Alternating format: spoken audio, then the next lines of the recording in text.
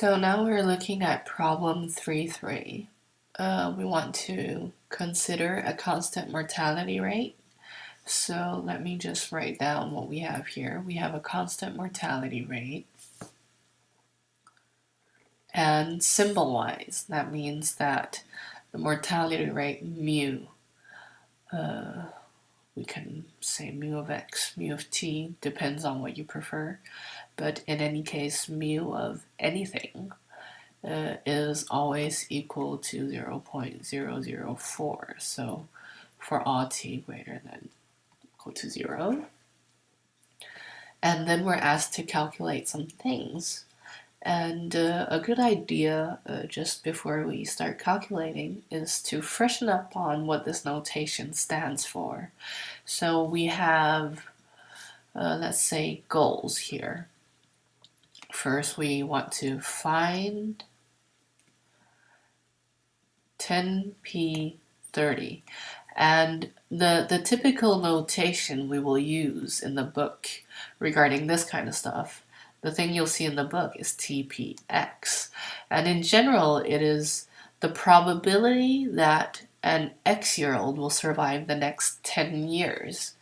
So it is probability that an X-year-old will survive the next 10 years, that the remaining lifetime of an X-year-old is 10.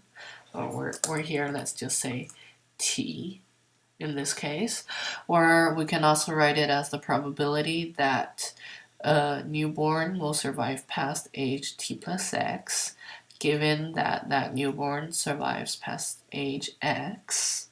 We can also write it in terms of the mortality rate as seen on page, let me just find the page number so you also have it, as seen on page 25, section 314, mortality rates. So basically, we like this kind of mortality rate notation because it allows us to write the conditional survival probability. So we call this the conditional survival probability. It allows us to write it as an expression where we take the exponential of an integral. So,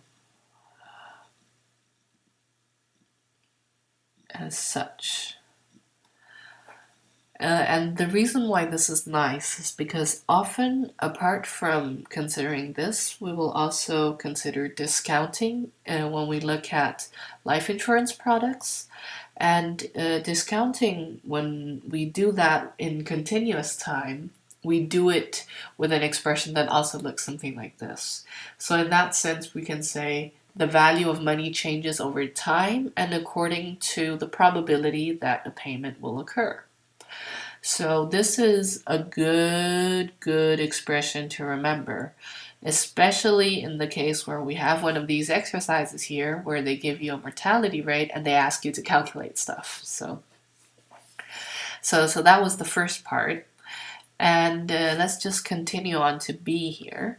In B, we're asked to find or calculate 5Q15. Also called the conditional probability of death, or a bit more nicely, just the conditional distribution function, as they call it in the book. So in general, this is what we, well, if we wrote it up just generally, it's TQX, and that is the probability that the remaining lifetime of an X-year-old is less than equal to t, so the probability that given you're X years old, you will die before the next t years have passed.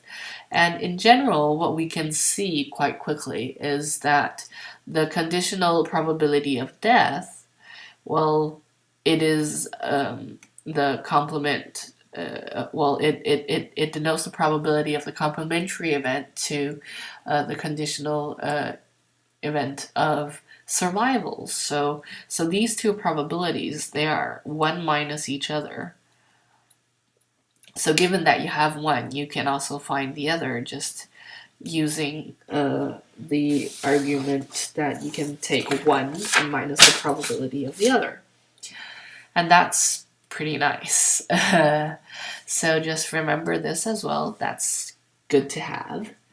And let's take a look at C, where they say, find the age X such that a newborn has probability 90 of surviving age X.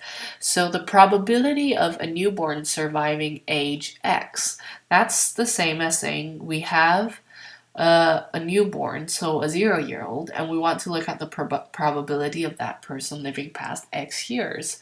So notice that on this side, the thing that comes before the big letter, we have the number of years of survival or the number of years of death or whatever.